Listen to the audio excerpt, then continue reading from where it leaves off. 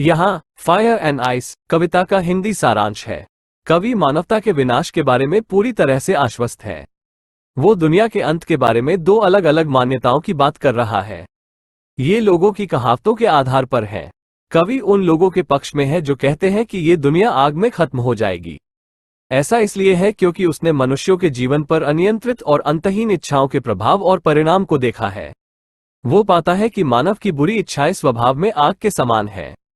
इसलिए यह आग मानव जाति और इस दुनिया को भी नष्ट करने का एक बड़ा कारण बन सकती है। दूसरी ओर, इस संबंध में दूसरी मान्यता कहती है कि बर्फ भी इस दुनिया को नष्ट करने के लिए पर्याप्त है। यहाँ कवि बर्फ की प्रकृति की तुलना मनुष्यों के अन्य मनुष्यों के प्रति घृणा की भावनाओं से करता है।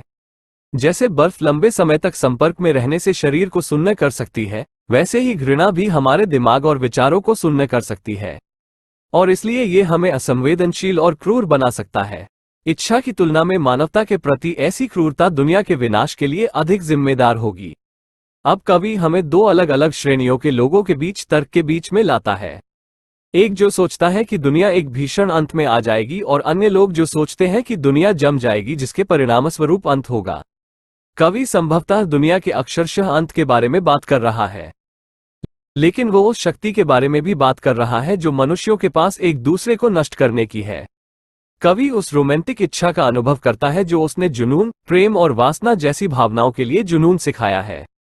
ये संभवतः पृथ्वी को एक बड़े आग्नेय गोले में बदलने की शक्ति रखते होंगे, लेकिन उसने दूसरी चरम सीमा का भी अनुभव किया है।